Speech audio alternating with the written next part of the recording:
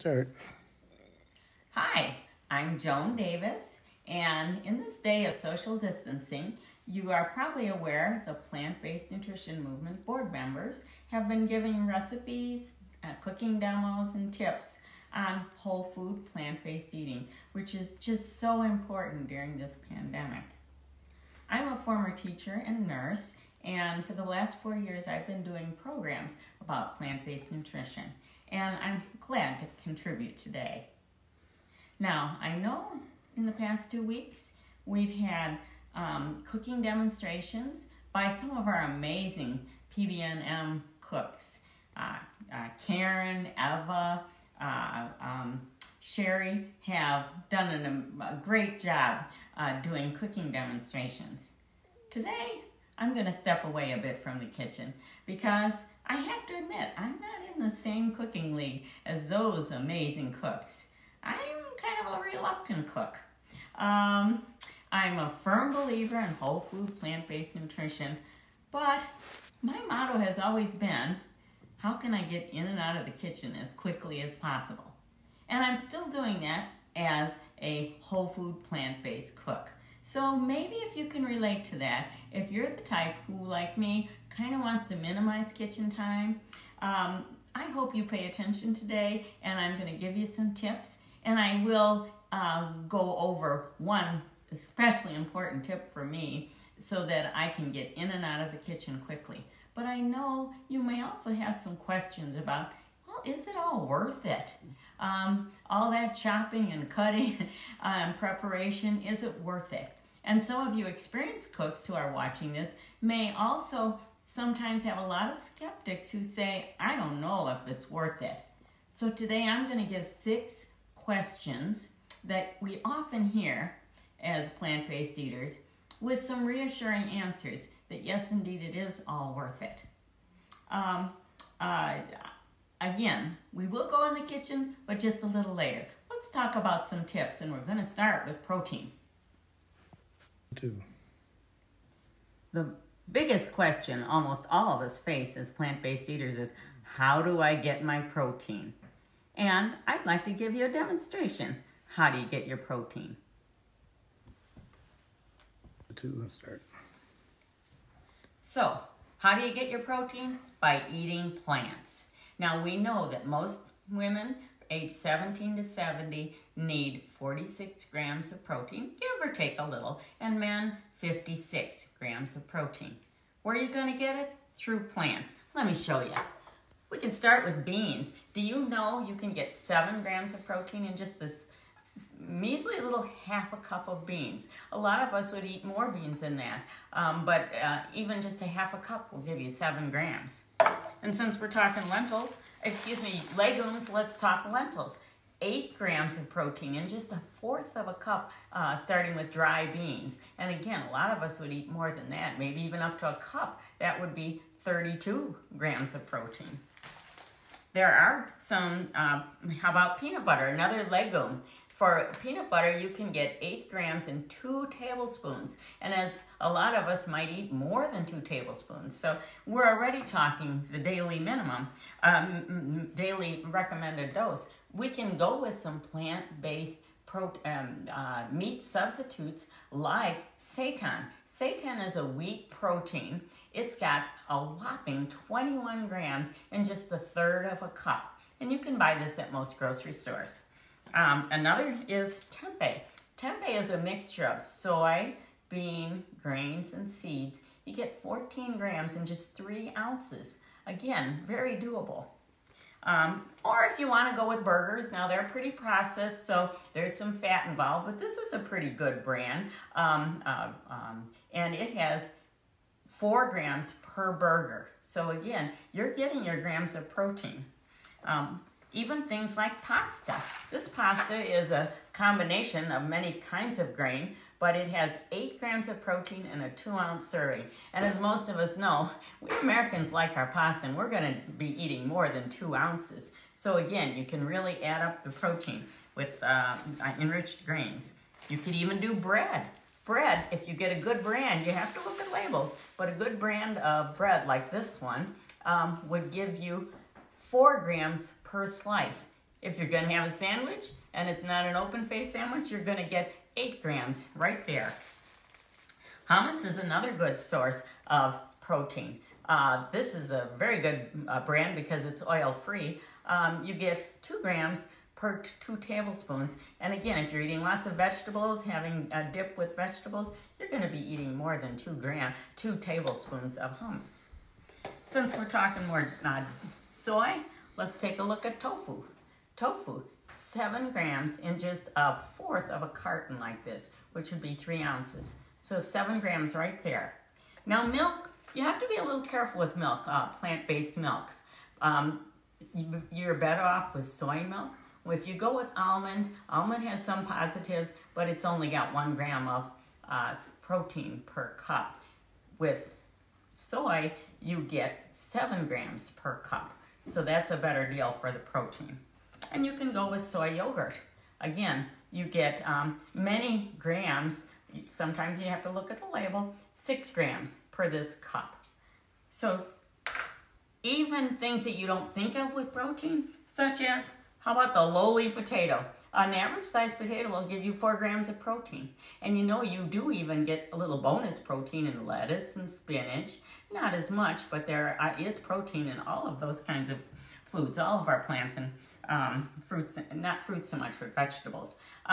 Sometimes cheese will be some additional protein. You have to look at the brand carefully, but this one will give you 2 grams of protein, or many brands will give you 2 grams of protein per slice. And even things like edamame.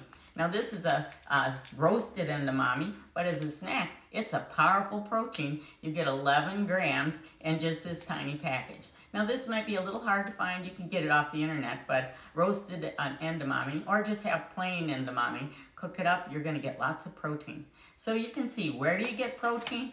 You get it so easily from plants.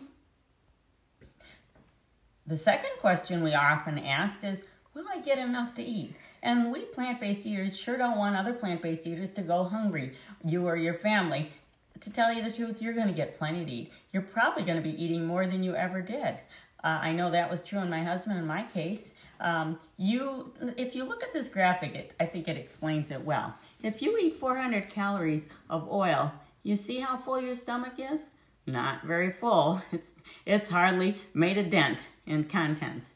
If you move it up and say, okay, I'm going to have chicken, again, your stomach isn't very full. It's more than with oil, but oil is such a concentrated source of calories that you're not going to be full because it's not very much. However, if you eat fruits and vegetables, beans and grains, 400 calories of vegetables, even just vegetables, totally fills up your stomach. So, bottom line is, you don't have to eat less. You're going to eat more. You just have to eat right.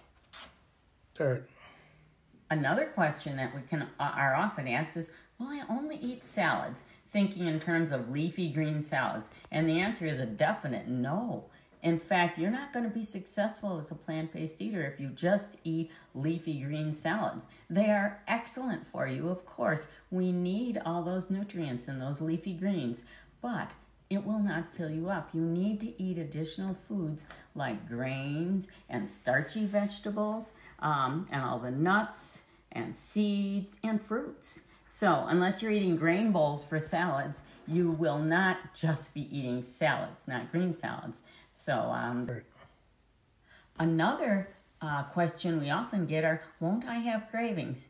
And I want to be honest with you. You may have some cravings initially, especially if you were eating a lot of processed, very highly sweetened foods, lots of fructose, lots of simple sugars, or if you were eating a lot of fat foods, foods that have a lot of saturated fat. And quite frankly, that's the way most Americans eat. So if you suddenly decide, I want to go whole food, plant-based totally, you may feel like you're missing the sweet taste. You may miss the fat flavors in your mouth, that mouthfeel from fat. However, be patient. It will take a while, but you can retrain your taste buds. And there have been several studies showing that's definitely true for both the sweet and the fat taste. Let me give you an example. When we used to eat fat, when we were not so smart, we used to eat whole fat milk or drink whole fat milk. And then maybe we switched to 2% and then 1%, then maybe skim. And then we went back and had a taste maybe of a richer milk. It tasted kind of disgusting. It tasted so fat and too rich. And that's an example of changing your taste buds, retraining your taste buds. And you can do the same thing for fat and sweetness, so that if you give up all sugars, including artificial sugars, and then go back and have an apple or have another kind of fruit, it tastes amazingly sweet. What you've done is retrained your taste buds. So yes, you may have cravings. It may take 6 weeks, even up to 3 months for some people with cravings, but you can retrain your taste buds so you'll not always have those cravings. Start. Another question that we're often asked is, won't my friends think I'm weird? And again, I'm going to be honest with you, some might. And I think it's important to recognize nutrition is a very personal thing. And if you start spouting out, especially on a holiday meal or a family gathering, about whole food, plant-based, and people aren't ready for it, or it becomes adversarial, they'll say you're weird. But if people come to you and honestly have questions, feel free to give them the information.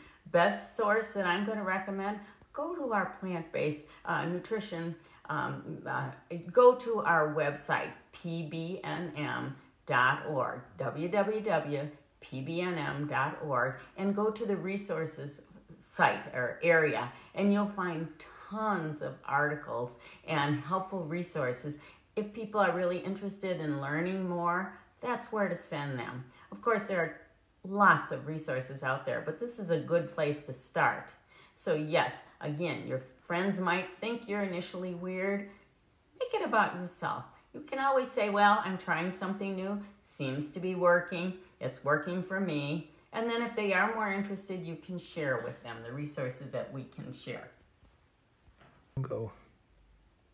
Now, I promised you we were going to go to salads. And again, my question is, am I going to be spending all my time in the kitchen? Remember, I'm the reluctant cook. I'm the one who wants to get in and out of the kitchen. So I want to share with you what I think is the most important tip, especially for making salads. Now, okay, we did make it to the kitchen. And by golly, I've been spending some time chopping. This takes about close to an hour to cut up a good 12 different kinds of vegetables. I don't know about you, but when I have a salad, I like lots of vegetables, lots of variety. So I've cut up all of these things, and I'll admit it takes a while to do that. But I've got my vegetables here, and now I want to share with you some very important tips, starting with the lettuce. Now, I have a salad spinner. Maybe you do too. If you have a salad spinner, it's a great way to get your lettuce good and dry, because that's the key. All your vegetables need to be very dry if you want a salad to last. Because the whole idea here is I'm going to make a huge batch of salad, enough to fill this whole container. Now, if you don't have a container like this, any big container will do. You can even use a big pot if you have one of those. But you put all the vegetables together to make your salad. Now, if you don't have a fancy spinner like this, a nice tray will work fine. Put your lettuce on a paper towel after you've washed it, and then dry it off with paper towels so it's good and dry. You can even set your lettuce out and get that started earlier in the day so it's good and dry when you're ready to go. Then cut up all your salad. Of course, you have nice clean hands to do this. And put your salad in this big bowl.